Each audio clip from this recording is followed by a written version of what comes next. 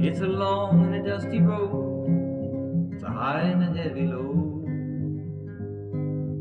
People you meet ain't always kind. Some bad and some are good, some have done the best they could. Some have tried to ease my troubling mind, and I can't help but wonder where I'm bound, where I'm bound. Can't help but wonder where I'm bound.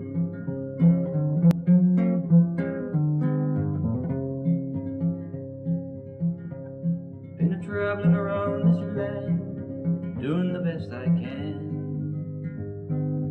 trying to find what I was meant to do. And the faces that I see look as worried as can be. Seems like they've been wondering too, and I can't help but wonder where I'm bound, where I'm bound. Can't help but wonder where I'm bound.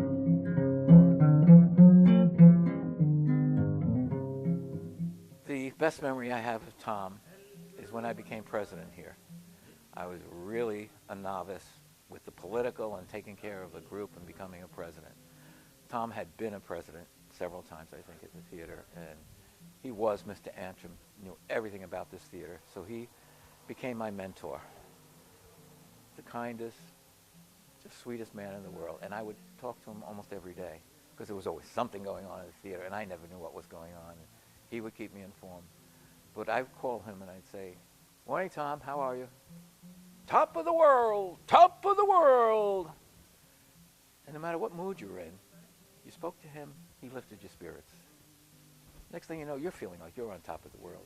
So anything that came up at the theater, he taught me how to be just laid back.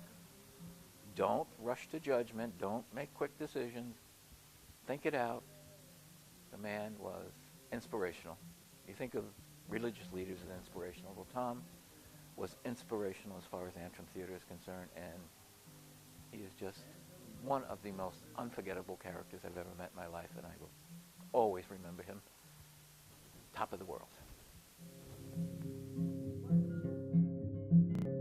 So if you see me passing by, you stop and you wonder why. You wish that you was a rambler too. Nail your shoes to the kitchen floor, lace them up and bar the door.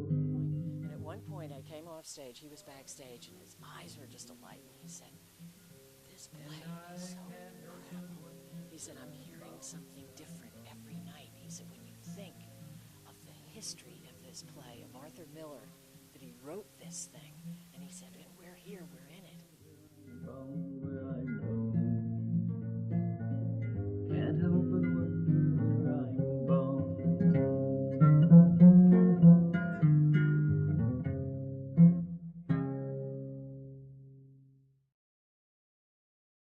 I try to see a future where we're all going to be able to be self-sufficient and help each other, and self-sufficient meaning you work with others in a way that you produce a better energy and it helps people. He was always into that. He always spoke in we's. Always. We have to do this, and we should get this together, and he was in the leadership of. He never gave a job to say, "Oh, we should do this," and then step back like some people do and let somebody else do it, or not do it. He was right there, giving as much time as he could spare, and that was a lot. When he retired, it like tripled. He was there all the time. He'd come in the middle of the night to check to see everything was closed, everything was shut off.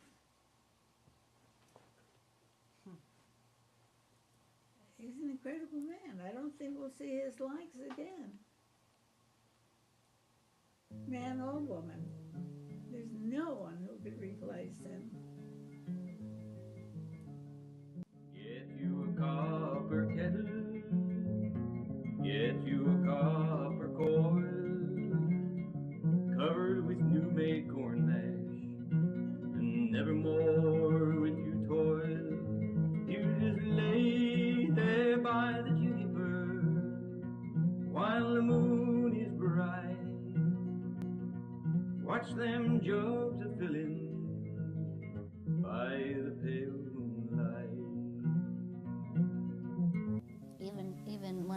was directing or in a show. He was the behind-the-scenes man. If you needed something to explode or you needed something to disappear, you tell your problem to Tom, and he'd disappear. And at the tech, he'd arrive with his contraption that was going to save the day, and it always did. Funny story, when I first came to Antrim, and he would always be there helping me on stage. This is before cell phones. The phone would ring and he'd run and he'd say, "Oh, it's 5:45, that's my bride." He called her his bride. "That's my bride calling for dinner." And then when I got to know him, I'd say, "Tom, don't wait for Lou to call you. Go home before she calls." "No, 10 more minutes, 10 more minutes." And sure enough, then she'd call and go, "Gotta go home to my bride." While the moon is bright, watch them jugs a filling by the pale light. Get your He was past president for several years, on the board of directors, but he also, I like to call him the janitor. He did the most menial task of emptying the garbage I think twice a week the garbage collector came, and Tom would take the baskets out to the street. So I said, "Oh, Tom French, yes, he's our garbage man." But there was one extreme of the other, either that or the most dignified type of things, like meeting with people in the county, dignitaries, giving press releases.